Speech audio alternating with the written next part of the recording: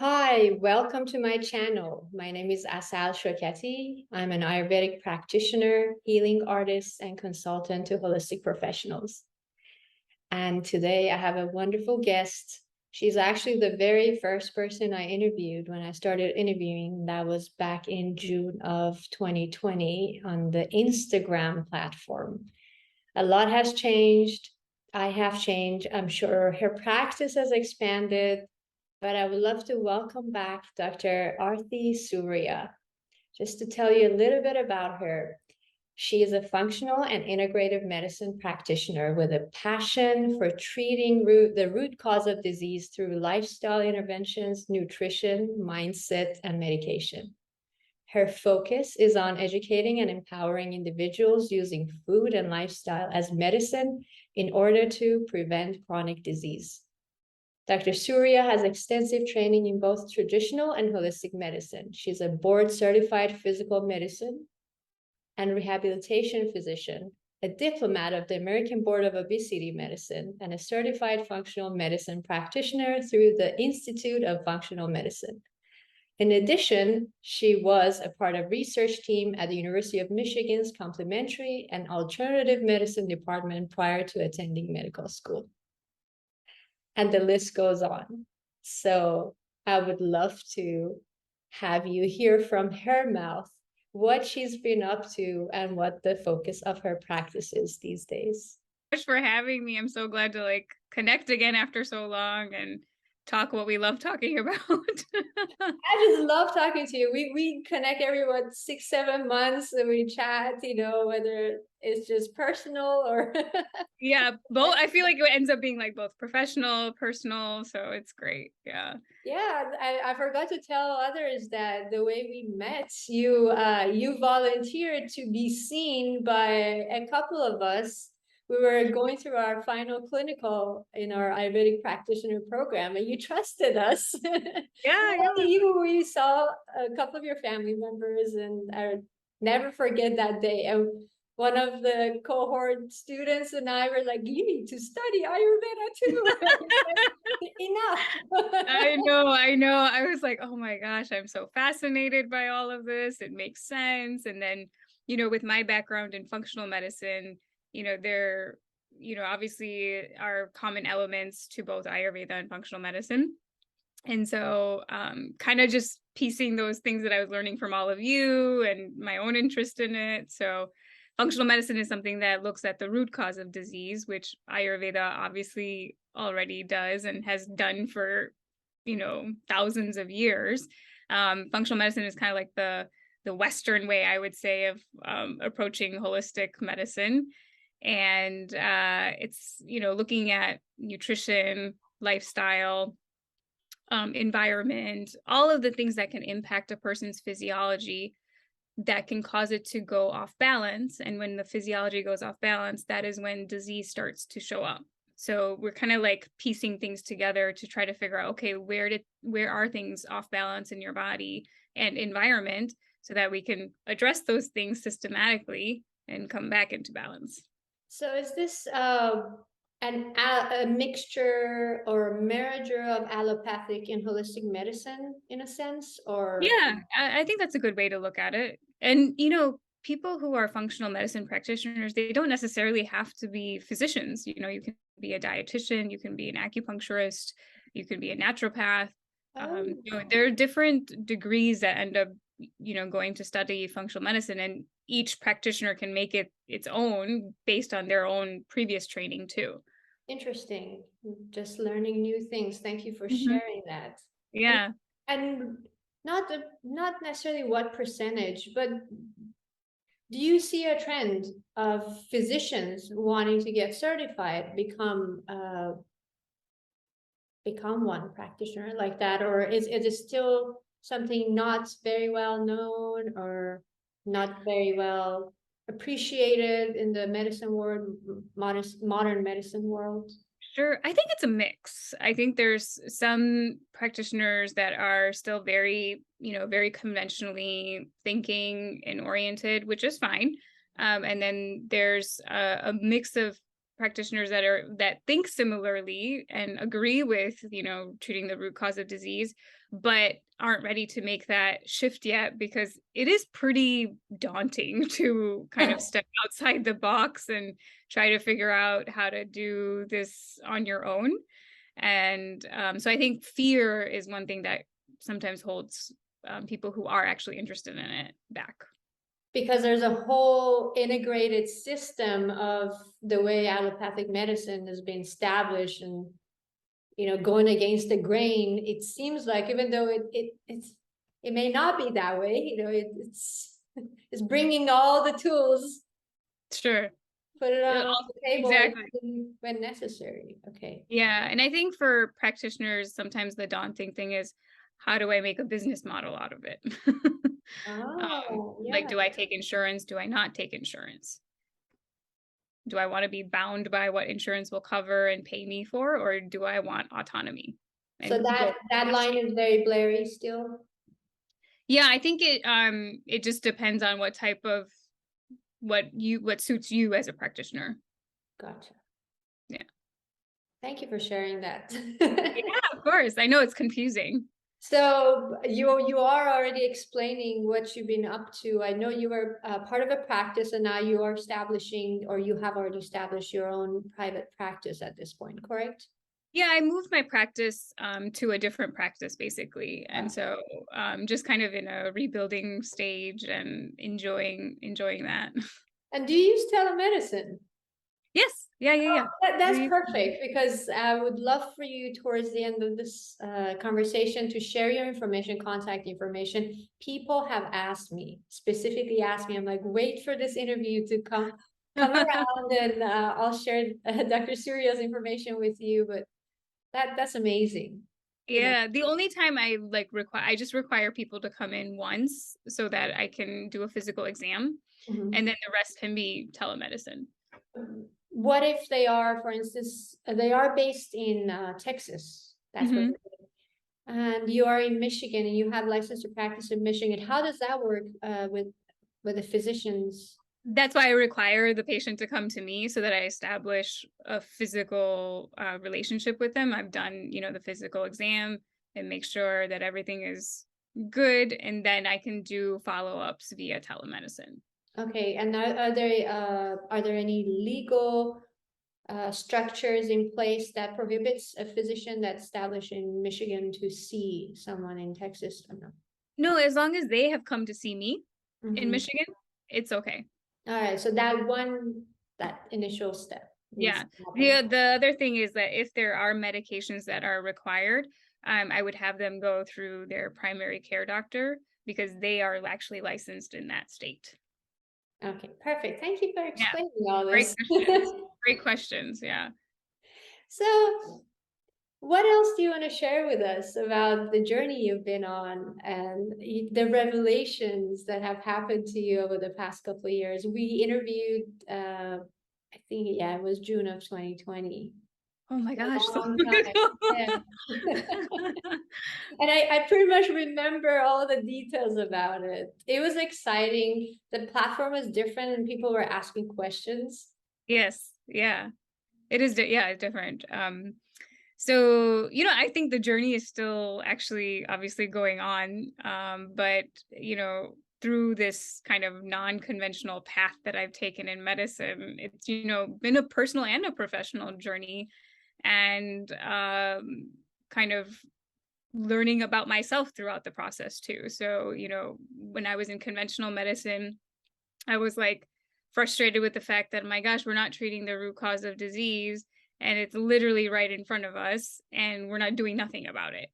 And then, so that's what led me down the functional medicine training path. And then I joined a clinic, and it was still, I think there's different ways to practice. There's no one right way to practice. But what I realized was that the clinic that I was at was still very biomedical.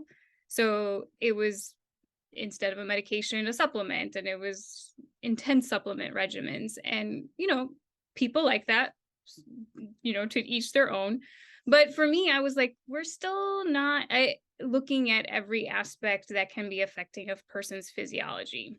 And so to me, I wasn't in alignment with partly of how that's practiced. So I felt like, it's not really right for me to stay. I should probably think about leaving.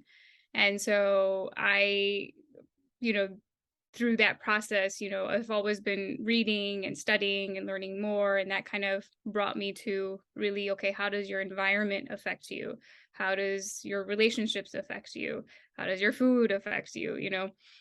And all of these things matter. I think in the wellness world, right, there's so much emphasis on diet. You eliminate this, you do this, you do this.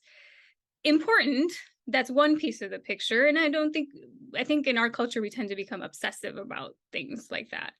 But I think the biggest thing that I've learned through this process is that we are still wired like our ancestors. And, though we're not running away from tigers anymore, we are still wired for, survival. And so we still have sympathetic and parasympathetic nervous system, right? Fight or flight, rest and digest. And in our modern world, we have a lot of tigers now, which are stimulating our nervous system. The nervous system affects the rest of your physiology. So it affects your immune system, it affects your digestive system, it affects your emotional system. They're all connected. And so I still felt like we were still treating it as separate. Like, oh, you do this for your, immune system, and this for this and this for this, whereas it is all connected. So there are multiple things you should be thinking about if you want to keep your system resilient. Absolutely. And there are steps to take. So, for instance, at several understandings come to me at the same point that it's important when we try different methods and they don't work to try to find one thing. And that's why I created a video. You thankfully watched it. It was about food, and I'm not, if anybody's known me for a long time, I don't put emphasis on food, what to eat, what not to eat, but I just wanted to like isolate the situation and open up a door so we give our body a little bit of rest and allow the mind to think more creatively. But none of those things are permanent. That's why you said the obsession with food. It's like we open up a doorway, but we get stuck there. Right. We need to move through and move forward and enjoy the scenery. And the storm is there, so is the sunshine. And as you go forward, integrating all that. So you brought up a good point. Thank you. Yeah. And I think in our culture, we don't have that built in. I think that was the brilliant thing about those traditional healing systems, was that they already knew from the beginning, like, you start your morning in a very positive way. This is why there was, breathing exercises or yoga or whatever. It was a way to handle the nervous system and build resilience, so that when you go into the day now, your capacity is much stronger. So with that said, do you believe we have to have a certain intention to do that, or just doing these things over time? Because, for instance, being born in an Indian culture or a family that practice traditional medicine and those exercises, and traditional medicine exists in other cultures too, but the focus can be Ayurveda right now because you and I are familiar with. Right. Do you think just doing it all along without thinking would do its work, or does intention matter? I just want to know your take on it. Yeah, I think intention does matter, because even though I grew up in an Indian family, no one was doing pranayama in the morning. No one's doing yoga in the morning. And I think, when you kind of go through your own stressors in life, that brings you that intention almost in a way. And so then you want to do it. You're like, I want to be responsible for the way I feel. I want control over the way I feel. And so I think that's where, at least that I'm just speaking from my own experience. I think that's the intention did matter. And then now it's just habit. So, um, I go outside every morning, I take a walk. I'm just not listening to anything. I just need quiet Yeah, and quiet, taking in scenery. stillness, and really allowing, and it can be just a nervous system thing, but allowing our inner wisdom to speak to us rather than. Right. And we have the senses for a reason, right? They were there to protect us. So what do I see? What do I smell? What do I feel? Taste, all of that. That is giving your brain signals what is happening in the environment. In our modern day, we're kind of disconnected almost from our senses. And that is kind of also causing changes in our physiology. There's a lot of overstimulation too. Absolutely. Absolutely. It's kind of this like we're numb but overstimulated. Yeah, like for instance, 2 years ago when we had our interview, we talked about sleep and how before sleep it's best to turn off electronics and don't look at bright lights, and you even showed us those yellow Yeah, dots. that's it. I think about that because at night sometimes I have to go visit family members and I'm driving. It's just a 5-minute drive, but they have planted so many lights and they're LED lights, so it's a Oh, they're whole so nother bright. story.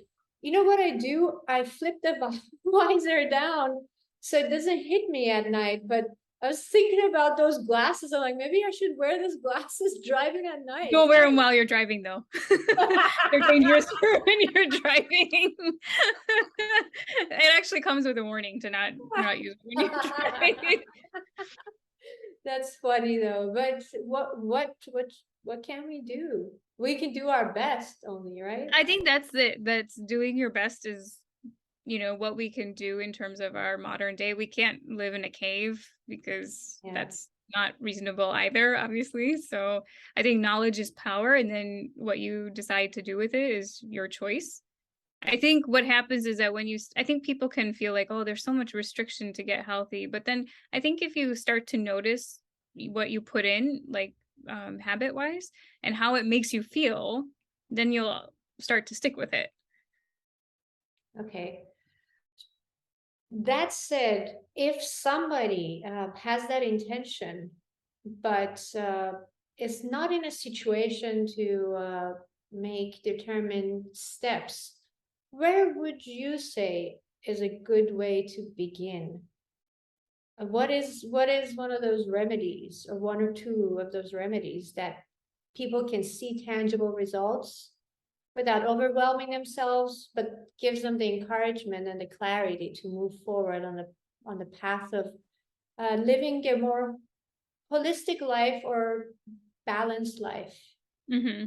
So I would say one, if you're really struggling and your brain is all over the place, work with someone because then they can unravel it for you and you can take the thinking out of it basically and give it to someone you trust. That's where I think that's important because trying to figure it out on your own can be very daunting and overwhelming, and then you don't do anything and then you're kind of stuck. But on the other hand, whatever, I always like to try to start with sleep first, because if you can get your sleep a little bit better, that can automatically help mood, motivation, all of that. So getting the sleep hygiene right, grounding is very, very helpful. I'm a big fan of yoga nidra because it's a passive meditation, and I mean it's very like you see the benefits pretty quickly, just from day one, and it doesn't require you to sit up. If you can lie down and listen to someone, it's a pretty much a body scan, and that immediately can get you into that relaxed state, and then you're like, okay, my body knows what to do. I just have to train it a little bit now. All right, yeah, that's a really, really good way to begin when a lot of things are out of our control, out of our hand. We don't have the knowledge. It's daunting to begin with, whether working with someone or working on your sleep hygiene. I've found it very beneficial, and it has been very recently that I've learned what our lymphatic system does when we sleep. it just takes Cleans. all the toxin out of the brain into the our vascular system, and it just flushes stuff out. Mm-hmm. Yeah, and I think in our culture, we have been brought up with sleep is for the weak, or I'm supposed to keep grinding, the hustle culture. But sleep is your best drug. I always say that.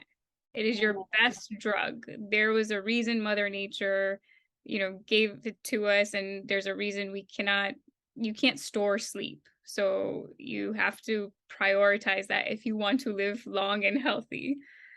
And you have a lot of amazing beneficial tidbits you post about. You make short videos, and now I know you're active on LinkedIn. We will share that information with people, but I would love to encourage others to follow you on Instagram and LinkedIn, because they're not overwhelming. They're just simple enough, sustainable enough. And you and I, we, as you said very well, we travel in parallels, like, in our practice and in our beliefs, finding the root cause and like taking affordable, sensible, sustainable steps to make changes. I would encourage people to check you out Thanks. and just see for themselves. It's to me, with a sensitive nervous system, it's not overwhelming. It's been beneficial. Oh, good. Oh, good, good, good. Yeah.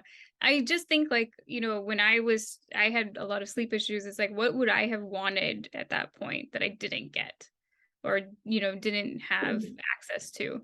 And it's like sometimes people just throw you with all these like elaborate things that you have to do and all this stuff. And it's just like, ugh, like, what are the passive treatments I can do first that can help most bang for your buck? And then it's like layers after that. What would you say to someone to encourage them to take the steps towards having a better sleep hygiene? Uh, Something that is, people can have all sorts of excuses, and some of them are very legitimate. For instance, if you just had a baby, the story is completely different, or if you're caretaking for somebody with severe illness. But in general, what would you say to them to encourage them, to motivate What them? I would say is like, where in your day could you build in some time where you can rest and rejuvenate? And that's where I think yoga nidra is very helpful because it is a conscious sleep and you can recover. It can help you recover from the night if you're not able to sleep or not. So even if it's 5 minutes or 10 minutes, that's still, I think most people can kind of get hopefully 5-10 minutes in their day to kind of just plug into that time point or ask for help if there's multiple people in the family, like ask, okay, hey, can you take care of our elder, or can you take care of the baby while I go do this? And that way, if everyone's kind of working as a team, then people can kind of stay more grounded and healthy and not as emotional while they're going through that. Yeah, asking, just that simple thing, we take it for granted. Yeah. And I think that's one thing in our culture, like we don't have, it's a little bit more isolated. So I think community is lacking, and that can also impact our physiology. Absolutely. I We weren't agree. meant to do all of this stuff alone. No, we are not. Hmm.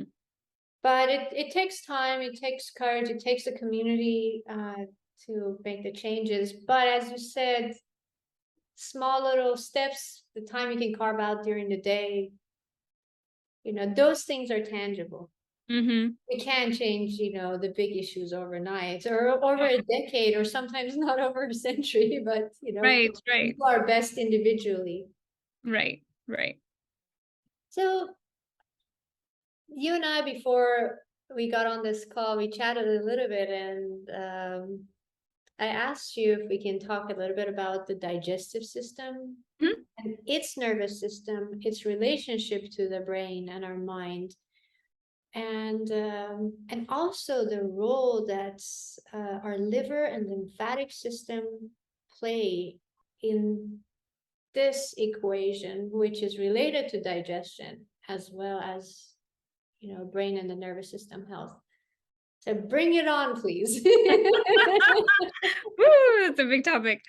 So the digestive system is not something that works in isolation, right? I mean, we do have what's called the enteric nervous system, which is a brain in itself, a nervous system in itself, like you said. And the digestive system is then connected to the brain via what we call the vagus nerve. So the vagus nerve starts in the brainstem and then travels down. It innervates, it's called the wandering nerve. So it innervates your throat, your heart, your digestive system.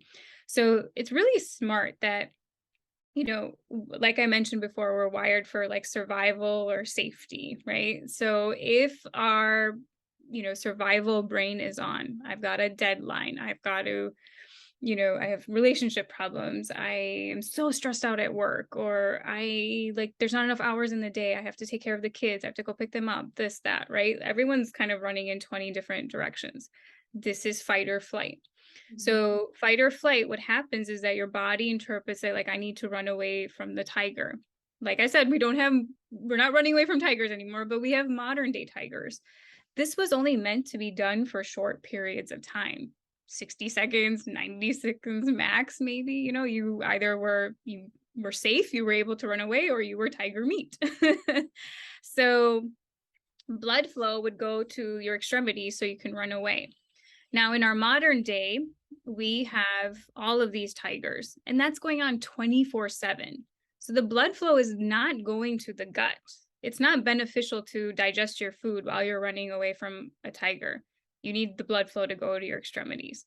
So what's happening is that 24/7, the blood flow is not optimally going to the gut, but yet we're all still eating, right? We're all eating in a rush too.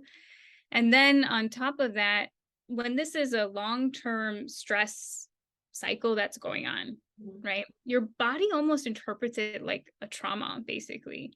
And so that connection between the brain and the gut is no longer as strong as it should have been, right? Because it's meant to be a protective mechanism. Okay. So protective mechanism in the short term, but maladaptive in the long term. So now this is where people can have all these digestive issues show up, like bloating, diarrhea, constipation, you name it, food sensitivities, right? Because motility of the gut slows down when you're in a chronic state of stress. Again, meant to be adaptive in the short term, not maladaptive in the long term. Wow. And that's a lot to digest. Yeah. But the body's meant to be doing what it's supposed to be doing. It is just, unfortunately, due to the circumstances and a modern lifestyle, we have disrupted that flow, that natural flow, and all the mystery diseases are popping up. And I have dealt with autoimmune issues, severe ones. And interestingly enough, I couldn't even take any medication, or lucky for me, which brought me on to the path of Ayurveda. But it is just, things pop up. Things pop up, and it is important to take management of that the best that we can. Absolutely. So I think you make a good point, like with the autoimmunity. Most of the immune system lies in the gut, right? Because it was there to kind of see whatever you're taking in from your environment, whether it's food that you're taking in or what you're breathing in, right? The immune system is there to fight and be like, okay, this is friend, this is foe. And when the nervous system is imbalanced, that impacts eventually the immune system, and that affects your digestive system and emotional system, right? So they're all connected. It's not separate things, which is kind of how in the Western culture, everything's looked at as separately. It's not separate, it's connected. And so I think with your work in Ayurveda, it sounds like you did a lot of healing, to help your symptoms. And the biggest thing I think is that the symptom, people say it's not a victim thing. Look at it as a, adaptation of your body. And if you're having a symptom, it's kind of tracing it back. Okay, what is off balance? Because if you think of a symptom as my body and brain trying to protect me, it's doing what it's supposed to do. Then going backwards and trying to unravel that is probably what you need to be doing. Yeah, and that goes back to the whole Ayurvedic model of the koshas, different bodies. That we're not just the physical, we have the energy body and the emotional, Mhm. mental, and so it so be it. Um, so sleep can affect digestion big time because it relieves us from that stress, and a good Mhm. night's sleep can do a lot of yoga nidra. So all of these are related. Repair, yeah. Yeah, and they call it the four pillars of health in Ayurveda, which Mhm. is your elimination, your digestion, purification, Mhm. which is done in a gentle way, and sleep. Um, I want to jump. Sure. So you mentioned something about functional medicine and the clinic you worked at before, where medication was replaced by a lot of supplements. But one thing I have noticed about my own health and in general is absorption. So Mhm. we have somebody can have a relatively decent digestion, but absorption doesn't get completed. Mhm. What is your experience with that? How do people cope with it in a better way? If I that think aspect of, because you can bombard your body with vitamins and everything, but not a lot will get absorbed even through good food. mhm. So again, the stress response is key in that. So seeing what the stress in the body is and trying to address it through lifestyle practices that resonate with the individual.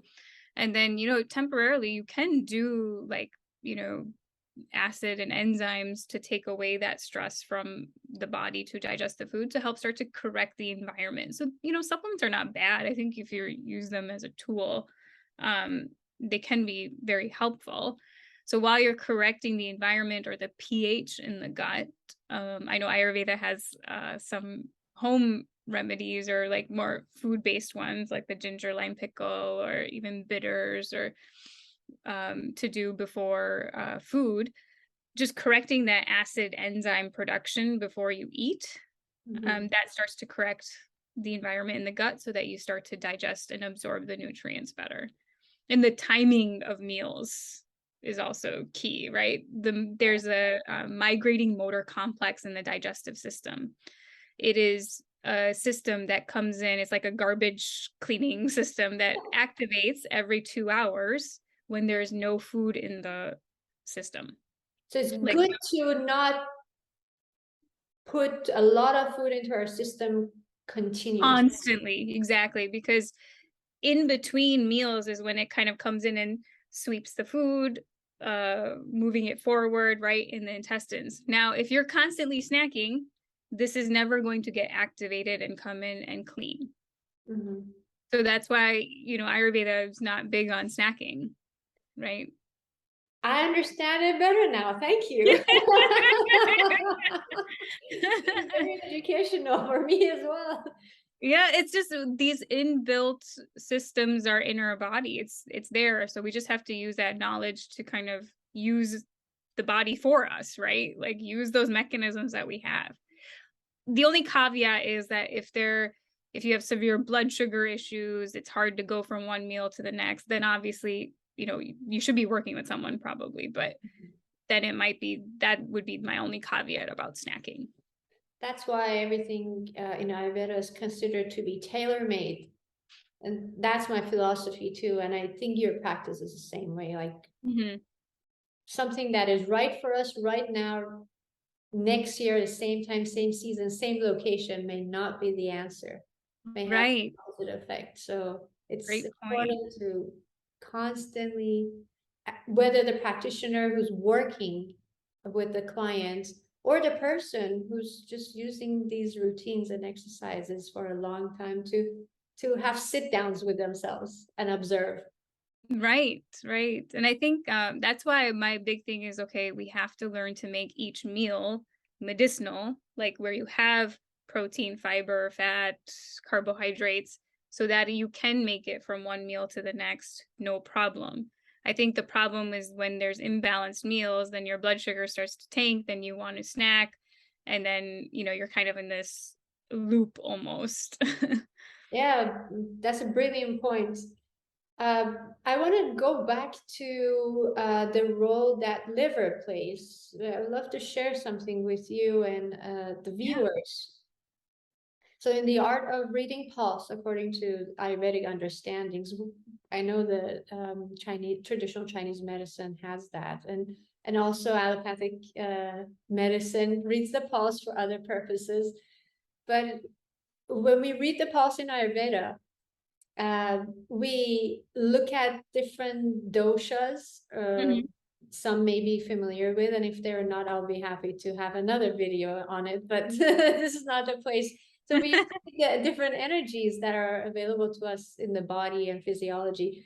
And one of them is pitta, which is the energy of fire and moisture, and it is responsible for digestion and a lot more.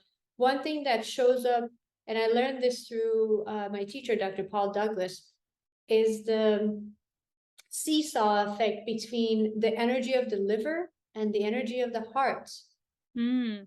So understanding that too much emotional hurt, a broken heart can put a lot of pressure, and even physiologically, these organs are closer relatively. Mm-hmm. Um, the liver overworks, or if the liver has overworked, it may put a strain on our mood and emotions and so much and so forth. So by saying that, and going back to the relationship of our digestive system and our nervous system, where do you see, looking at it through the eyes of a medical doctor, what is the role that liver plays and how much stress and emotional stress affects that? Oh, a ton. So you mentioned, so if we're in a stressed out state, the emotions that are going to save you are anger, fear, anxiety, right? So if you start to think of things, emotions as survival mechanisms, it can kind of help you tune in a little bit better. So if I'm feeling angry or irritable or this, it kind of means my nervous system is in a fight or flight state. Why am I in a fight or flight state, right? And anger, I don't know this. I think I just know this like peripherally. It's nothing I've studied, but it's like it can affect how the liver functions. Mhm. And like you were mentioning, the overactive nature of it. And then the liver is what helps clear out toxins. It helps us with hormone balance. It helps us with clearing out all of the like stuff that we're exposed to in our food. So if that is overworked and not getting repair time either, that's going to affect your digestion, right? And then, with the liver is the gallbladder, which helps with digestion of fats. It secretes bile, right? So everything gets affected when your emotional state is affected. And again, remember, blood flow goes away from the digestive system if you're in a fight or flight state. So if it's not getting the nourishment it needs, that's another way it's not going to be working optimally. Wow. Thank you. Thank you for bringing it together from that perspective. And Yeah. yeah, and according to, I believe, TCM, traditional Chinese medicine, and I work with releasing emotions when I work with clients, and there's a system, a chiropractor doctor, Dr. Bradley Nelson, came up with, which is through kinesiology, understanding which emotions are stuck, and he has a little chart, and then you clear him with intention through the main meridian of the body. But he has a box for liver, gallbladder, and here I have it in front of me: anger, bitterness, guilt, hatred, resentment, and then depression, frustration, indecisiveness, panic, and being taken for granted. Mm-hmm. That's And the you and we were speaking about this before we got on. I think we were similarly brought up a little, in terms of as females in an ethnic family, you weren't really encouraged to express your emotions, and anger was looked at, I think, as a negative emotion to have. very negative.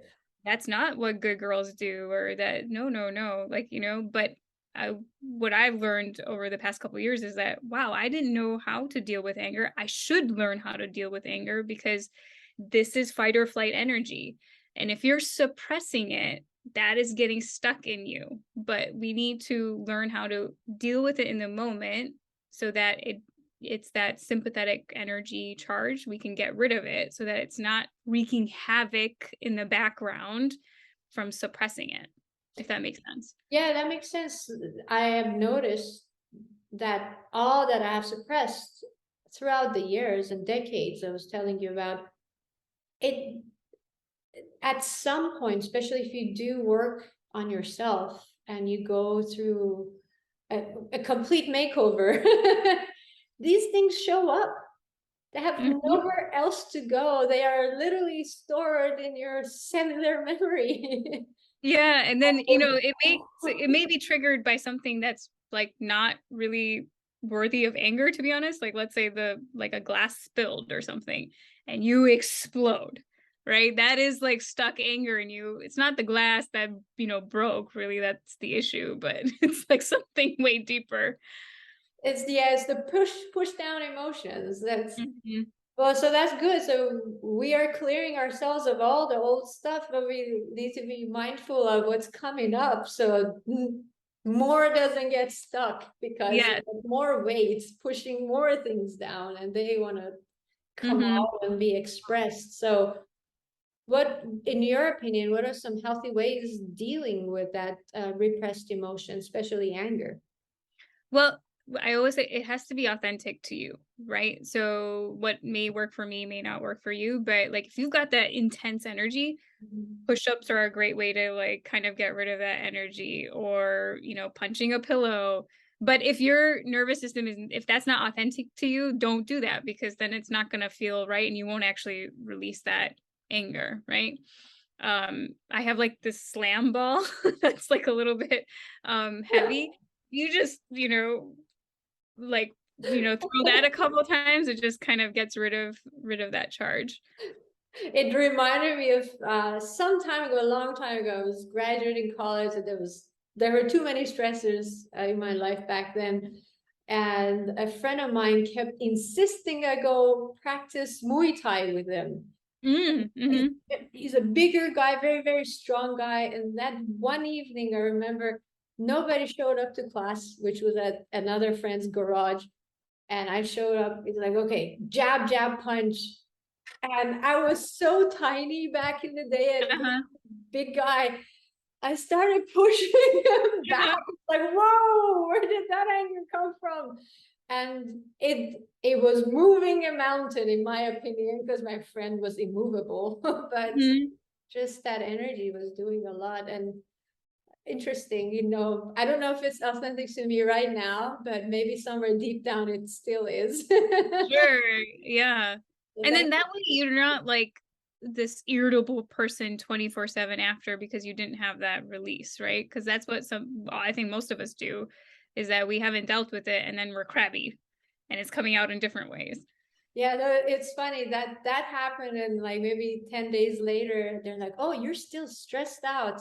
You should go get a massage." And that was the very first massage of my life, and I came out crying and yelling, all sorts of stuff. It was a nice little removal. But Yeah, fortunately, I think I allowed a lot more to pile back up, not yeah. having enough understanding of dealing with emotions And on I the. think the other thing to do is to give your brain the signal it is safe. Like anger, remember, is that fight or flight energy. So get rid of it and then ground. So tell yourself, okay, my feet are on the ground. I'm outside, there's trees. Like scan your environment just so that you give that survival brain that signal. There's no tiger. Yeah, so you empty the well and then you fill it up with something, Yeah. because maybe we are wired to think there's got to be something there, but something more beneficial, perhaps like grounding. Hmm. And what are some grounding techniques that you use? Just literally scanning your environment using your senses. So you could like name whatever you're seeing. So scan your right side, scan your left side, feel the ground. So that sensory input is coming to the brain to be like, I'm safe. I've noticed working with other professionals and also working with clients that sometimes due to prolonged stress, people don't feel safe being in their bodies. Mm-hmm. And in the esoteric world, they're like, "Whoa, we're having all these out of body things," or maybe I don't know enough about it, and I don't want to dismiss things, but I understand in the world of some may call empaths, a lot of people are not in their bodies, so I Mm-hmm. found embodiment practices very beneficial. And just feeling safe, this is just our body, it's okay, and let's stay present with this feeling and it shall pass. Right. Yeah. And like, so this is where you could use a technique like where you just like name it to tame it. So name what you're feeling, name the emotion so that you're connecting that what we call the frontal cortex, the thinking brain, to still have control over the survival brain. So Ah. yeah, there's like a uh I can share this hand model of the brain if it's helpful. But we have like, so if this is like your spinal cord, Mhm. this is your brain stem, which is right here. This is the emotional center of the brain called the amygdala and the hippocampus. It's called the limbic brain. And then here, covering that, is your cortex, so the frontal part. This is what's unique to human beings. And so this is your thinking, your critical thinking, and all of that. Now, if you're under fight or flight for 24/7, it's called flip the lid. So Ah. you're running on your survival brain. And Ah. if you're running on your survival brain, that's good for short periods of time, not long periods of time. So things like grounding or meditative practices or breathing or yoga, that really helps keep this in check. Amazing. Thank you. Thank you. Mhm. Sometimes just understanding the physiology of something, it will put things into a different perspective rather than like going on and on about what, pranayama is good for you, yoga is good for you in experience. But, this little understanding, this hand model, thank you, does what. Yeah, yeah. Like when I learned this hand model, I was like, this is brilliant. I love this. And I use Thank it you for every day in sharing. my clinic now when I explain things to patients because I'm like, I think everyone knows intuitively, oh, I should be doing some sort of practice in my life or whatever, but we don't do it. And I think, sometimes knowing the knowledge behind it can help. Yeah, it does. And we are all wired differently. Some of us need to feel it, some of us need to be motivated, some need to understand better, and then the proper action comes. You mentioned you may have something to share with us. And this is a Sure. tradition on these calls, and I never asked you this time, but you brought it up. So if you have time, would Yeah, you mind yeah. sharing with the audience what your gift is to us today? Oh, sure, sure. So, we're talking about the digestive system and the connection between the brain and the gut gets disrupted when there's long periods of stress. Most of the vagus nerve, right? We talked about that nerve that connects the brain to the gut is actually sensory. So most of the input is coming from the digestive system up about 80%, and then 20% is brain down. So a simple way, if you've been struggling with digestive system symptoms, is to use touch, right? So you can use, I don't know if you can see me, so I'm gonna have to like kind of probably back up a little bit, but is to use touch, light touch, just to kind of mimic the flow of the colon. This sensory input is now starting to reconnect the vagus nerve to the brain, or the part of the brain we call the insula. So simple couple minutes a day, it's a way to connect, right? Get back in your body. Ayurveda, I think, was brilliant that it started its day with Abhyanga, right? The oil massage. Yes, yes, and There's a reason for all of that. Yeah. so it is a clockwise, gentle clockwise movement. Yep. And then with time, what you might hear is some gurgling. That's great, right? Because that connection is starting to come back.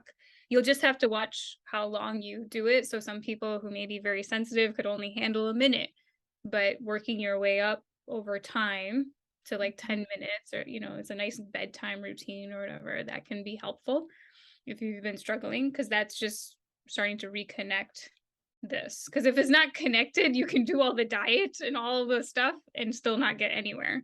And how do you say that that works, like scientifically speaking, this movement, does it stimulate in a gentle way? Is that It's stimulating the more nerve? connection, right? It's more the sensory perception back into the brain, right? Got Okay, So, you and most already of the explained vagus it. is sensory, yeah. And then if you, over time, you can use like a deflated Pilates ball, Uh-huh. and then you can, that's a little bit more intense of a sensation that's going to come up to your brain. And you can do it on your bare skin. You don't have to have like, Amazing. That's similar to, yeah, the Ayurvedic Abhyanga and the belly, that a lot of practitioners offer that or teach that. Or what you say, castor oil is good for is, do you ever recommend giving castor oil massages, not taking it mm-hmm. injected? I haven't actually, but that's not a bad idea if someone's really constipated, to help get things moving. But I have to kind of read the patient. If someone's into Ayurveda, then yeah. And if you're someone who's totally brand new, I'm like just gonna use your fingers. Yeah, back to the philosophy of, every person has a unique way of dealing with their wellness. Mhm. Right. Thank you. We covered quite a lot. Like as I thought usual, we we were always cover a sticking lot. over 2 3 topics and we jump, but I have learned a lot. Thank you. Every time we talk and every time I watch your videos, would you please tell us how people can find you, your website, your LinkedIn, your Instagram, any other channels? And then this video is going to be posted on YouTube, and I'll share that with you if you'd like to repost Oh it. yeah, yeah, absolutely. I mean, you're doing amazing work. It should be seen too. So, Thank um, you. yeah, and thank you for integrating what you're doing, because that's like a different way. I think people need to know that there's different ways to heal, and there's no one right path. And I think sometimes in this culture we get stuck in, oh my gosh, the Western model is the only way, or oh, the functional medicine model is the only way, or this is the only way. You can use a combo. It's not one or the other. Yes, and something may speak your language at that particular moment, where something, as great may not be right for you then and there. So you need to understand all these other modalities are available. But thank you. Yeah, even for myself, I when I left or finished residency, not left residency. When I finished residency, I was like, functional medicine, yes, this is it. And then, now my view has totally changed a little bit. Like I like elements of it, but I don't really feel like I'm just in that box either. Fantastic. So tell us how you can be found. So I can be on Instagram at Dr.A Surya, and then Facebook I'm Aarti Soorya MD, and then LinkedIn I'm Aarti Soorya. All right. And what is your website? Oh, thank you. Forgot. Groverhealth.com. All right. And I'll share all of these in the bottom in the description, as well as, people of course have seen pop-ups on their screen. Check her out. She's great. She's amazing. I have enjoyed it, and I want to encourage others because of the simplicity of what you bring, but there's a lot of knowledge and a lot of science behind it as well. So you're in safe hands. Listen to her. Who am I to decide for others? I'm just encouraging. Yeah. Then thank you again for, spreading knowledge and the work that you do. Oh, you're welcome. It's been a pleasure talking to you again. I hope we can have other interviews and other conversations soon. Absolutely. So thank you everyone for tuning in to another practitioner interview. This is an amazing one. Please circulate it, subscribe to this channel, and stay in touch with me. If you have any questions, Dr. Surya's information is in the description of this video. Until next one, I say goodbye.